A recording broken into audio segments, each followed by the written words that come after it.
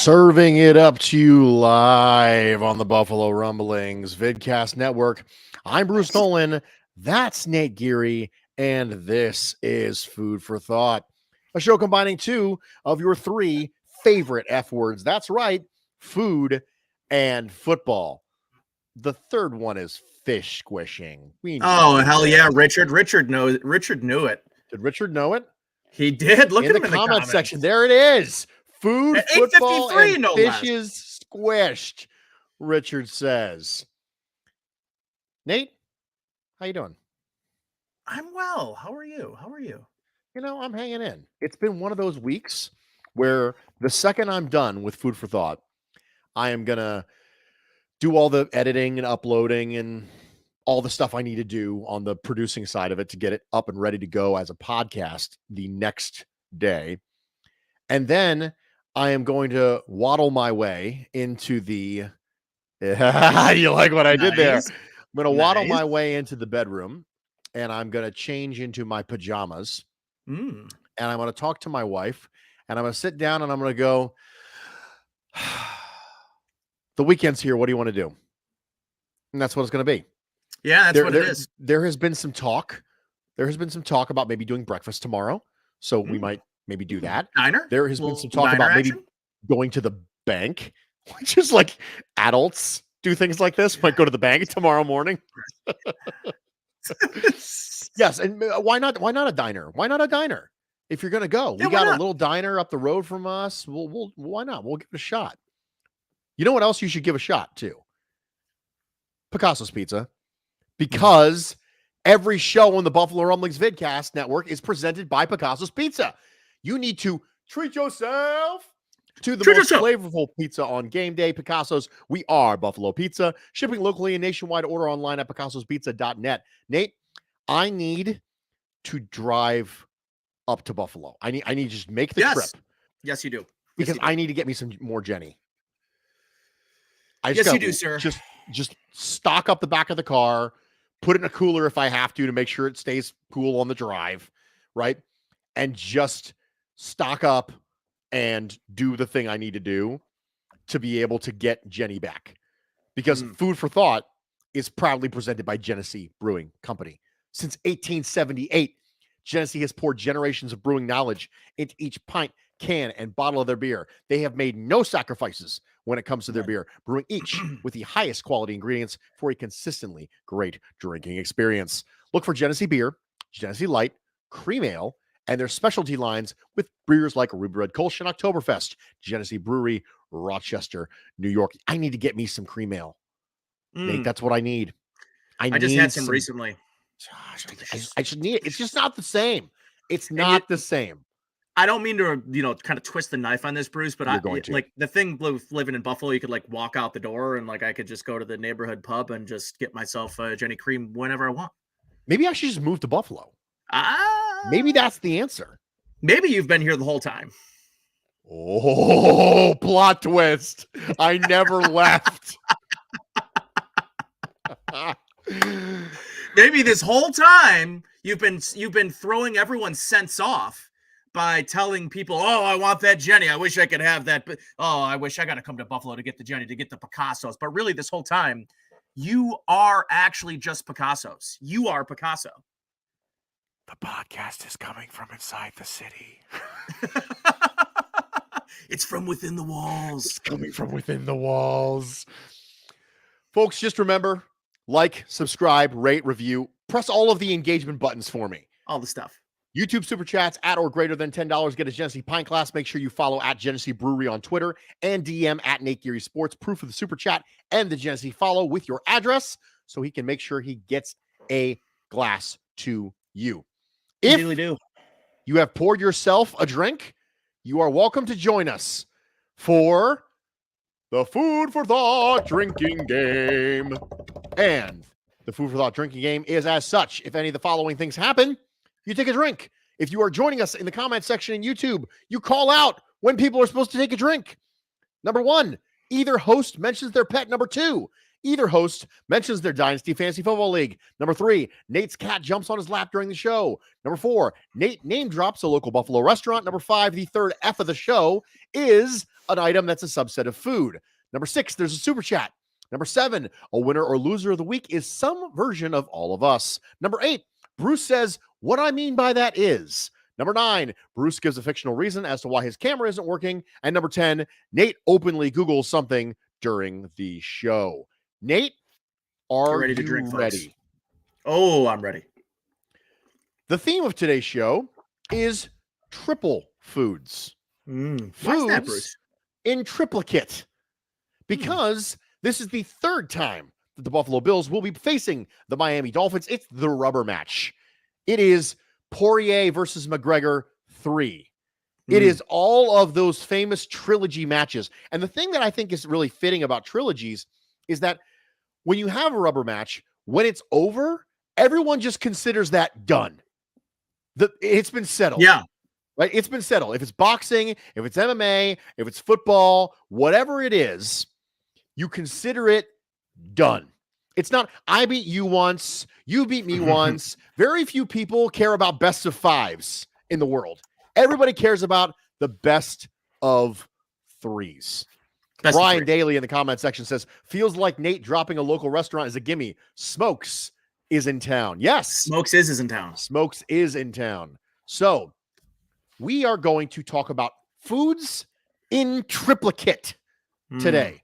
Nate, when I brought that up to you initially, you texted me and you said, okay, so where are we going with this exactly? With triple foods. Now that I have explained it, what does your mind go to with triple foods? It goes a lot of places. Parfaits are usually like kind of the first thing. You can make it into a triple layer parfait. I'm going to go with something that you have a very clear, distinct 3-layer, which is one of my favorites, carrot cake. Carrot cake, I think, is often, Bruce, categorized as like the old person dessert. Well, I have it. I'm an old soul in that way. I love lemon cake with lemon frosting. Delicious. But carrot cake really kind of ascends to a different level of dessert for me because it shouldn't. It's hard to explain because it's not that I dislike carrots. I think a really good like roasted carrot glazed with honey is fantastic. It's just like very good, side dish to whatever you're eating, right? Whatever your entree is. But it doesn't really come off to me as a vegetable that would be particularly good in a sweeter dish. And especially not as good as carrot cake, especially with like a good buttercream. And you have the layers of buttercream coming throughout the cake as well. Karen says veggies do not belong in dessert. And although I generally agree, like I'm not, sometimes my grandmother will make banana bread with zucchini. And I'm just like, Graham, like, we don't have, like, we already got banana in there. We don't got to throw zucchini in there as well. So for me, carrot cake is just sort of transcends the vegetables do not belong in dessert debate, because tell me you haven't had a carrot cake that you weren't. Bruce, are you a carrot cake guy? The spices in carrot cake are not something I typically love. I'm cool with it. I'm fine with it. So you're not like a pumpkin pie guy? I am not a pumpkin pie. I'm not a pumpkin person at all. Okay. So for the same reason, I'm not a huge carrot cake. I mean, person. It's sort of the quintessential. It's the quintessential to me. Carrot cake and pumpkin pie are kind of your quintessential fall flavors. Like I'm not having carrot cake necessarily now or in the middle of summer. It's just that like fall feel. It's got the what do you got? Like a little nutmeg in there. Maybe you've got a little bit. You got a bunch of cinnamon. Maybe you have some pumpkin spice in there as well. But yeah, and part of it too is I've got to say, a fresh buttercream within it. Oh gosh, the problem is sometimes with the carrot cake, Bruce, and this is not just carrot cake. This is not unique to carrot cake. I tend to find that some cakes they just don't have the right balance of cake and frosting. Some cakes have too much frosting, which, listen, I love frosting. Don't get me wrong. But I kind of want every bite to have equal part cake and equal part frosting. And that's kind of what I like about carrot cake is even when you're cutting down the middle and you're not getting one of the edges, you're still going to get the buttercream or the cream cheese in the middle. And I think that's part of one of the big reasons that carrot cake is sort of like the ultimate balanced dessert for me. That's good. It's something that's in triplicate, but it's not messy. It's not Yes. super busy. No. Because, you think about some things, you think about like every ant out there has some sort of 7-layer salad that's an abomination, an unholy abomination before God. And you go, what is this? It's 7 layers of salad and 3 of them are mayonnaise. What's happening here? It's just a disaster. And so when I said foods in triplicate, I was wondering how this was going to go. That's a really good example. My classic triplicate food is Neapolitan ice cream. Yeah, of course. Chocolate, vanilla, strawberry. Yeah. The thing that I admire about Neapolitan ice cream is that you, as a server of Neapolitan ice cream, can pick and choose any way you'd like to do this. If you open the carton, it is delineated for you, which means if you want strawberry, you can just have strawberry. If you want vanilla, you can do that. If you want chocolate, you can do that. In fact, if you want to take individual scoops of all 3 of them, so you have a scoop of strawberry and a scoop of vanilla and a scoop of chocolate, you can do that. That's fine. And then once it's in your bowl, then you can make another call as to how you want to mix the flavors together. The options with Neapolitan ice cream are absolutely endless. You can do whatever you'd like with Neapolitan ice cream. And I think that one of the things that makes it work for me is that there are certain dishes that are designed to be busy. I mentioned earlier that you said we didn't go busy with the ants abomination salad, right? Banana splits are designed to be busy. Yeah, there's almost too busy. Right? Yeah, but by design. By design, they are designed to be busy. That's the entire point of it, right? It is Neapolitan ice cream. It's banana. There's a cherry on top, right? For no apparent reason, right? None. You got whipped cream. It's just there. You got nuts. Sometimes you have chocolate syrup on it. Sometimes they put a little pineapple. Pineapple slices. I was just going to say this. One of the things that bothers me is when places try to pass off, and I think Dairy Queen does this, pass off a banana split with, instead of going scoop of chocolate, scoop of vanilla, scoop of strawberry, they, vanilla, chocolate syrup, strawberry syrup, and then like a pineapple or something like that. Is, to me, that's not the traditional banana split. I'm looking for Neapolitan ice cream in the banana split. Absolutely.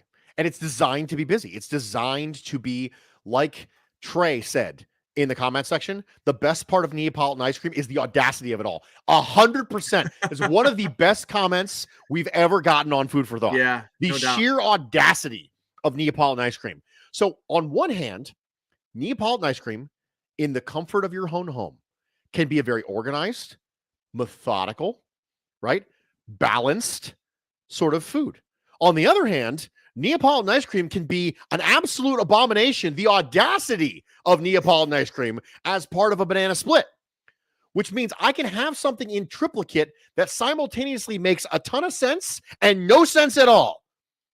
Kind of like the Buffalo Bills losing to the Miami Dolphins originally, then beating them right as the snowstorm happened, and now playing them for a 3rd time in the playoffs.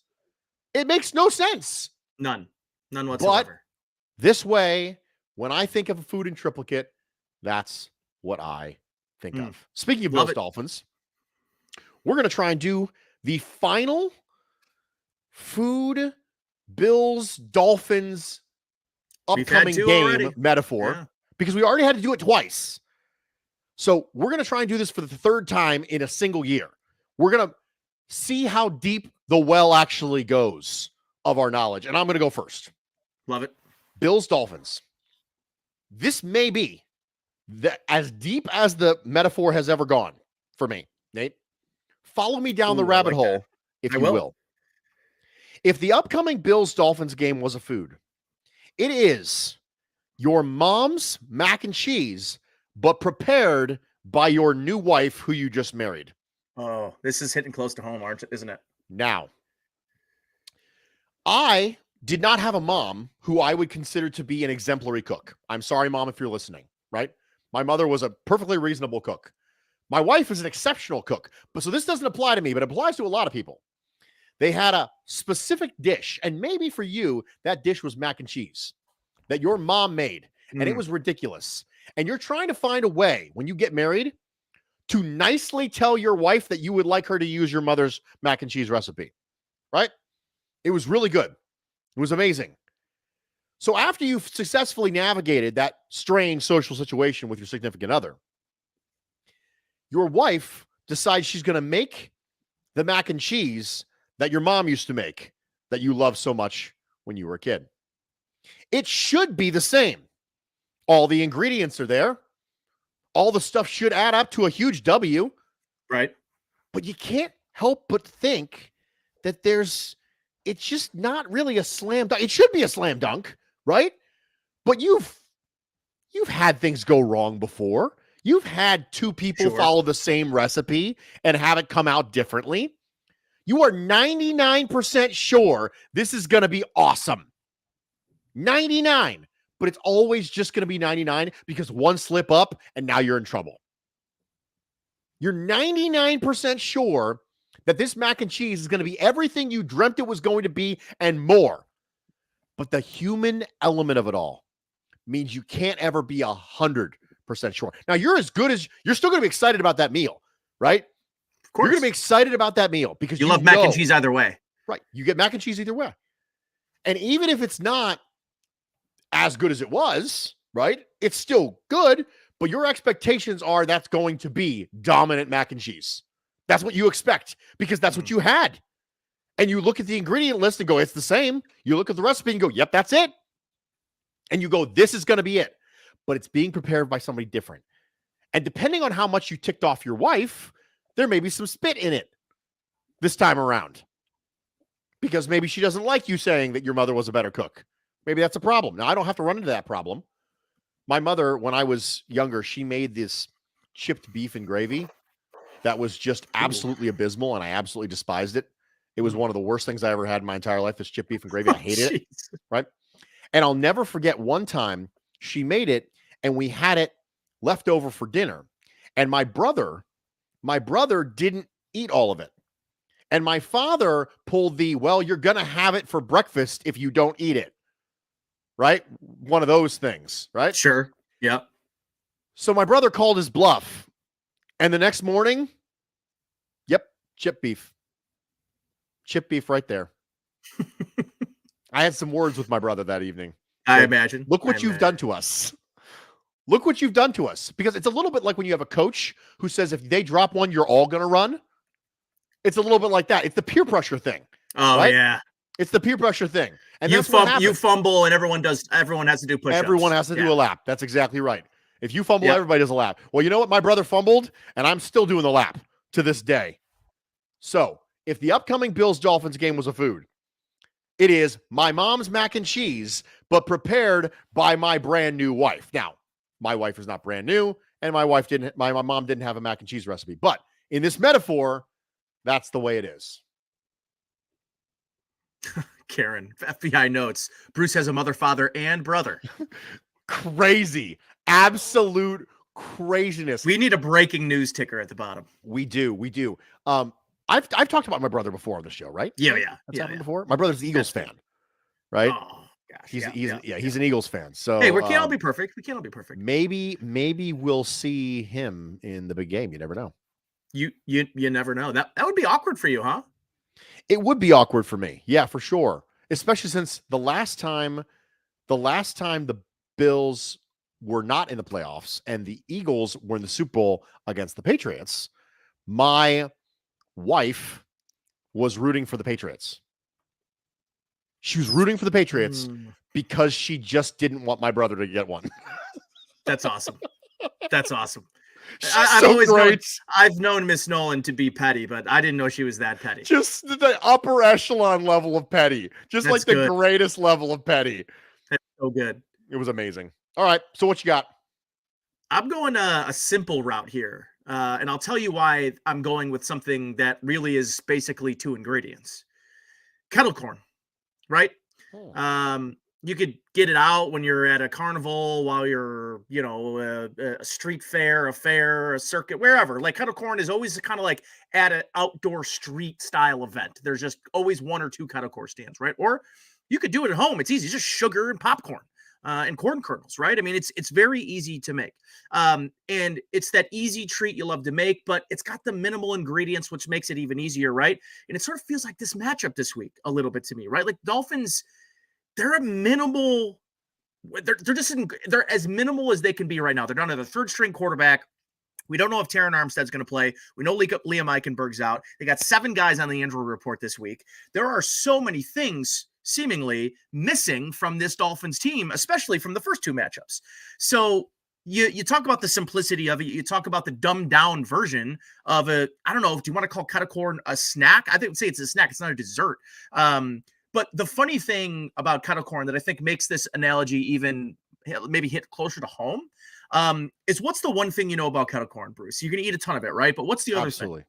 What's the other thing about kettle corn? Stuck in your teeth. I say, that's right. It gets stuck in your teeth. Oh, we nailed it. It gets stuck in your teeth, Bruce, and it's that thorn in your side, and you're like, oh, I love this. But then you're picking stuff out of your teeth for the next 2 hours. And that's kind of what this Dolphins team has been all year. They're the thorn in your side. They're the popcorn kernel in your teeth that you just can't get out.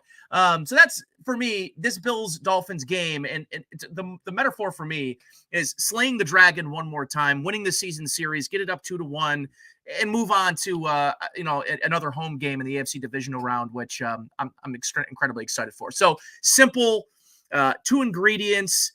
But the thing that really ties this and melds this all together, the thorn in your side, it gets stuck in your teeth. I like that. That's a good one. We're just digging so deep, man. We are, man. We're digging so into deep. the well. Into the well. So Buffalo Bills wide receiver Gabriel Davis has been in the public eye this week. One of the things that I absolutely love about football is that every week has its own storyline. It's a little bit like the old adage that every day Twitter has a main character and your only goal is to not be that main character that day. Yeah. Right? That's the only goal of Twitter, is just not be the main character that day. Well, every week it feels like there's a main character after every game for every team, that it's focused on that player, whether it's because they made a big play, maybe it's because they were notable in their absence.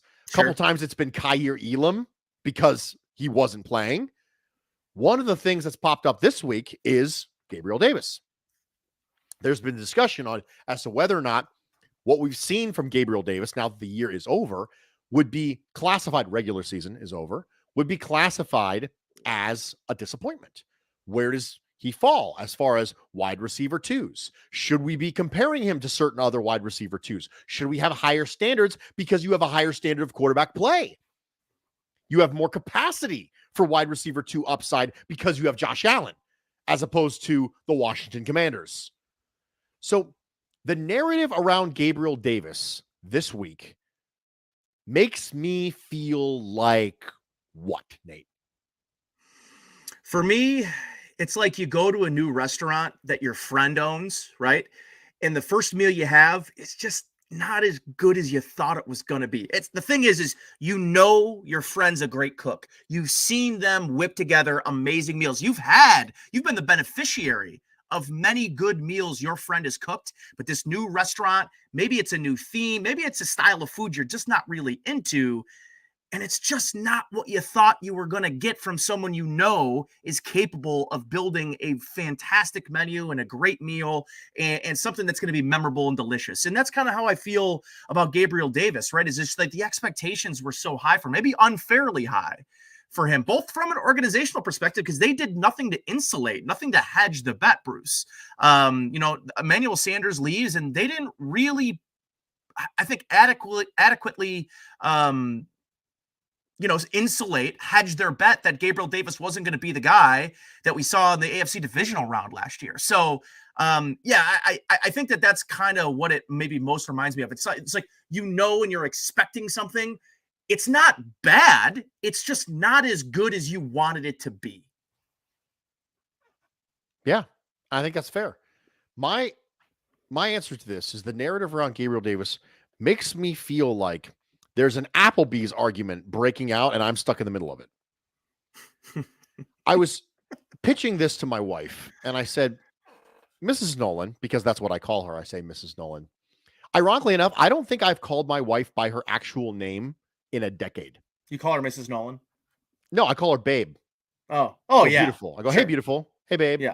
I don't think I've actually ever called her, but I think it's been a decade since I've called her by her actual name, which is, of course, Mrs. Nolan. But when I did, I was pitching this to her and I said, what do you think is the most mid restaurant out there? And she looked at me and she said, what about Applebee's? I said, I was leaning toward Chili's, but I like this better. Let's go Applebee's. I feel like there's an Applebee's argument breaking out right now. I'm here to tell you there's nothing wrong with Applebee's. Okay? I've been to Applebee's fairly recently. I enjoyed my meal. I will go back again. If I get to hit them at a specific time where it's half price appetizers, absolutely. That's a W for sure. You can absolutely 100% do worse than Applebee's. I'm not here for the Applebee's is trash slander. It's not great. It's not trash. But the fact that I'm sitting here in the middle of an argument as to whether or not it's great or trash makes me think that we just refuse to acknowledge the fact that you can do better than Applebee's, but you can also do a lot worse than Applebee's. You could do a lot worse. And so I'm sitting here going like, does everything have to be great and trash? Can it just be fine? I'm perfectly satisfied. I'm okay. I'm okay. That's what I say when I walk out of Applebee's. I go, yeah, it was fine. I'm fine. Yeah, it was fine. No, I'm gonna look to do better than Applebee's. Like I'm not gonna constantly settle for Applebee's. I am gonna at some point seek out better. It's not food. Anyone's first choice, right? And I am going to seek out food that is better than Applebee's. 100%. Sure. I'm gonna do that. But I have a disagreement with Cameron that says it's trash, right? Absolutely 100% disagree that it's trash, right? It's fine. I think it's fine. I think Gabriel Davis is fine. I'm fine with Gabriel Davis. Now, I'm telling you right now, I am absolutely going to be pounding the table to add another wide receiver this offseason. Cameron says, let's see how he does next year with Crowder. Crowder's on a 1-year deal. Yep. So they'd have to re-sign Crowder in order to do that. So, and I'd like them to upgrade from a guy that misses a lot of games all the time. Yeah. So, and I'm going to want to add a meaningful piece. I'm going to be pounding the table for a day 1 or a day 2 wide receiver in the NFL draft. Yep. 100%. Right? Does that mean I don't think Gabriel Davis is a reasonable wide receiver too? No, he's absolutely a reasonable wide receiver too. I just want better than reasonable. Yeah, and in a league where you have teams, the elite teams now have 1 or 2 or sometimes 3 guys. Yeah, like I feel like you want to feel like you have a guy that is.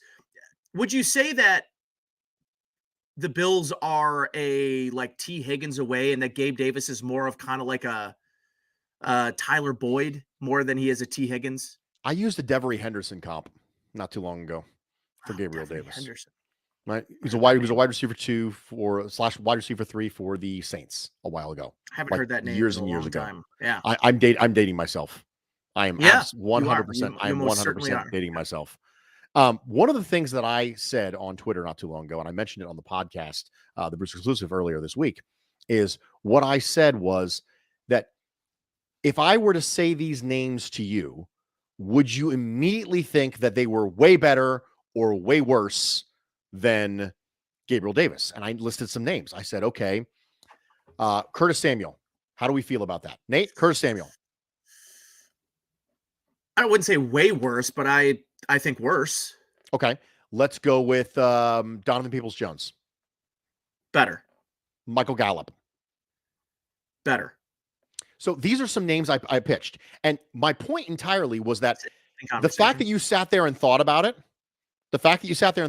means Gabriel Davis is somewhere in that general zip code, right? Yep. Every single one of those players that I listed on the podcast and listed in the tweet were players that the teams were actively seeking or are actively seeking to push down one spot on the depth chart. That doesn't mean they're not good. That doesn't mean they're bad players. They're not bad players. You just can do better. And I think there's capacity when you have Josh Allen to do better. I think that one of the things we need to talk about is when you have Josh Allen, you can support multiple really good receivers. That's right. You're not wasting any resources by investing another first-round pick in a receiver. It's not like you're going to invest a first-round pick in a receiver. Everyone's going like, what the heck? You already have Stephon Diggs and Gabriel Davis. I'm sorry, you have Josh freaking Allen. Are you telling me you can't support that? Are you telling me that we're going to waste resources because you overspent on something you can't do? Absolutely not. So for me, when I look at Gabriel Davis, I go, I think that there's an argument that's breaking out about Applebee's. I'm like, listen, guys, it doesn't have to be he's amazing or he's trash. He can just be a perfectly reasonable wide receiver too. He's okay. But I think due to the presence of Josh Allen, you can and should be looking to add a player above him on the depth chart. One of the things that we specifically said was inconsistent and limited. And when I look at Applebee's, I've got some inconsistency with Applebee's. I've got some limited with Applebee's. So for me, I look at this and I go, yeah, I'm completely fine with that. I'm not here to bash Gabriel Davis. Oh, Gabriel Davis is trash. I didn't think he was trash before. I thought he was fine before. I did say the exact same thing that you said. In June, I flat out said, I don't think that the wide receiver room is better this year. And I got lambasted on Twitter for it. Just absolutely taken to the cleaners. And guess what? I was right. And so for me, when I look at this, I go, okay, yeah, let's do it. I have no problem keeping Gabe Davis on the team, having him be a meaningful part of the offense every single year. I just want more. And there's some discussion breaking out in the comments right now about we want interior offensive line. I want interior offensive line too. Heard that. Quite frankly, all the high picks have all been defensive players all this time. Listen, I'm going to tell you right now. I don't care if Tremaine Edmonds and Jordan Poyer both walk. I still want to invest in the offense highly. Yeah, I'm with you. It's always been defense. It's been defense. We have Josh Allen, ladies and gentlemen. Please give the man some stuff. Give him some stuff. Toys. Give him some toys. Okay. Moving along. We have go ahead. Oh no. Are we not getting into winners and losers? We got an email? We got an email. Oh. We got an email that we're doing winners and losers. Andy says, Bruce and Nate, you are McDermott and Bean. Hamlin is now out and has no real timetable to return. You need to convert one of your cornerbacks to safety. Who do you pick? Trey White, he's your best player in the secondary, has ridiculous football IQ, and offers the best chance at producing at a high level immediately. Christian Benford just came off IR, is only a rookie. What do you think? We already moved Cam Lewis to safety. Yep. Somebody else? What are your thoughts? I'm going to take it first so that you can get time to think about it. I'm absolutely moving Christian Benford. 100%. That's where I am. 100%. I'm moving Christian Benford to safety. If you made me move one, I'm moving Christian Benford. Yep. That was the first one that popped in my head. I think that I thought he profiled reasonably to that coming out of college, quite frankly. He's a willing tackler. Mm-hmm. He's got short area quickness, whereas like Kyer Elam to me is not a safety type to me. He's a press man corner. So 100%, I think the answer is Benford.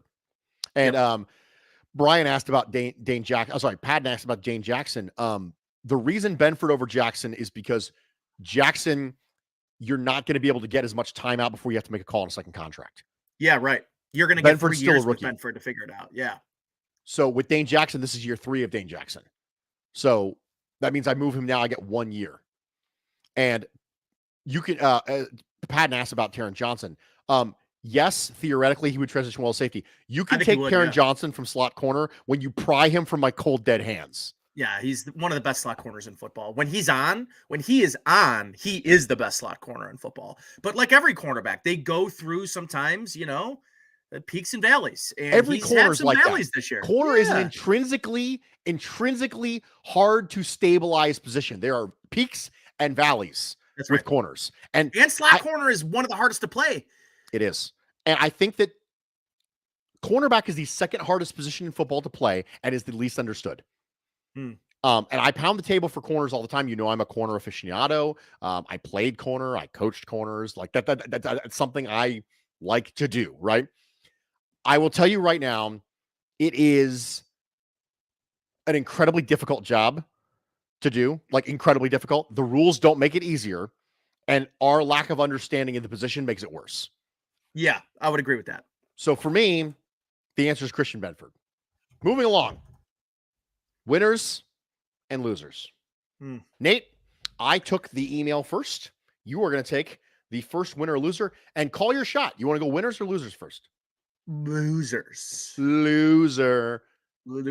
My biggest loser, the Houston Texans. And they get the Hail Mary at the end of that play. They lose the number 1 overall pick. Right now they're bumped down to number 2. That's not as much of the loser part of this as much as the news that you would have heard today, which is that there's a serious belief that Ohio State might get CJ Stroud enough NIL money to convince him to come back for another season, another run at a national championship. And Bruce, if that happens, the number 1 pick becomes maybe the most valuable number 1 pick. And how long? A long time. A long time. And now, instead of Houston getting the pick of the litter of Will Levis or CJ Stroud or whoever doesn't get there, now you've got to worry about, are the Colts going to leapfrog me and go get the guy that we want? Is someone else going to try? And not only that, though, it's the value of having that pick and being able to potentially move back. And the King's Ransom teams are now going to be able to, kind of offer Chicago, who I think is in the catbird seat. So yeah, I mean, and I get it. Like, if you're Lovie Smith, good for you. On the way out, it's a big FU to them. And frankly, it was a well-deserved FU to Houston, because I just think they've been treating the head coach position embarrassingly over the last several seasons. And if you're a guy in the NFL right now, I know there's only 32 of these jobs, but that's a tough one for me to look at and say, like, yeah, you know what, especially a first-time head coach, or maybe even more so a retread. Because if you're a retread, this might be your one and only chance for long-term stability in the NFL. And is that a go-to? No. Houston Texans are the losers this week. David Culley and Lovie Smith are going to be somebody's answer to a trivia question 20 years from now. And people will go, and no one's going to oh my gosh, I completely forgot they coached the Texans. Everyone will remember Lovie Smith in Illinois and Lovie Smith in Chicago. They'll remember that.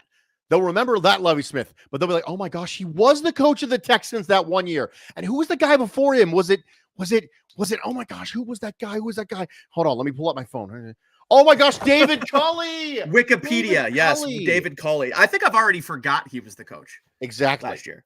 100%. My biggest loser this week is Brandon Staley, the coach of the Chargers, for 2 reasons. Number 1, he left Mike Williams in. Mike Williams got hurt. Yeah. Mike Williams now will not play in the playoffs. Yeah. I mean, one of the most embarrassing coaching Bruce, moves. And then the quote.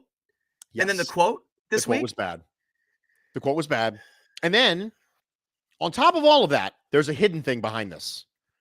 It has been well established by the rumor mill that Sean Payton's main goal would be to stay in LA. And Sean McVay already locked it down. Already locked it back in, which means now the world just waits around, because if the Chargers lose to the Jaguars and Brandon Staley gets fired, Sean Payton's sitting there waiting in the wings. And if the Chargers think they've got a shot at Sean Payton, they might be more likely to get rid of Brandon Staley. Brandon Staley, maybe not only, it's amazing to me the trickle effect that little things can have happen in the NFL. Think about this for a second. Brandon Staley's decision to play starters in a game that had basically no value to them, where they were already locked in the 5 seed, that decision could alter the future of multiple franchises across the NFL. Lovie Smith deciding to win that game for the Texans can alter multiple franchises moving forward. That's right. It is amazing to me. And let's be honest, this is the reason we love football. It is. We love football because the sample size is so small that the trickle effect is so big. That's what happens. The sample size is so small that the trickle becomes so big. Yeah. And every little thing, think about the Buffalo Bills trading up and getting Josh Allen ahead of the Cardinals. Right? Think about how that changes the universe. Think about if the Browns end up taking Josh Allen number 1 overall, which there were significant rumors that was going to happen. Think about this. Tiny little things just trickle their way through the entire franchises and change the course of football as we know it. That's why we love this crap. But the biggest loser to me is Brandon Staley for being the pivot point of one of those significant items. Biggest winner. The winners to me are jointly the Broncos and the Cardinals. The Broncos and the Cardinals are biggest winners because they secured discussions with Sean Payton. He likes Kyler Murray. He's willing to work with Russell Wilson. So neither of the contracts that they signed their quarterbacks to last offseason is an inhibitor for them getting the coach they want, which is always the concern, especially in Denver. Much more so in Denver than in Arizona. Because a lot of people think that Murray's an above average quarterback and Cliff Kingsbury's just terrible. Like a lot of people thought that. That offense, the running joke last year was that if you wanted to find DeAndre Hopkins, just look to the far left side of the Cardinals offense. Yeah, that's right. Yep. Where's Waldo? He doesn't move. It's really easy. Yeah. He doesn't move. He's just where he is every single time. And like a staggeringly large amount of screen percentage in the Arizona offense year over year. It's just a whole thing. But Broncos and Cardinals get to get away with one. They get to sign their quarterbacks to gigantic extensions and not have that stop them from getting discussions done with their preferred head coach. Also, Sean McVay going back to LA means that Sean Payton now has one less LA option, which means he's more likely to go with the Broncos or the Cardinals. They are my biggest winners this week because the probability of them getting their guy has only gone up. Nate, what about you? My biggest winner this week, the Buffalo Bills. And it's because of the situation that played out, the unfortunate circumstances that ultimately they didn't get to control their own destiny. And yet they end up having to play a home game in the wild card round. And they're going to get to do it against a team with their third string quarterback, with a team that has lost 7 of their last 8, a team that is reeling. They are 31st in almost every major defensive category right now. And they've got a head coach who started really hot and has got the same record essentially that Brian Flores had, except they got a win at the end of the season and they got somebody else to lose, right? The Bills end up being the biggest.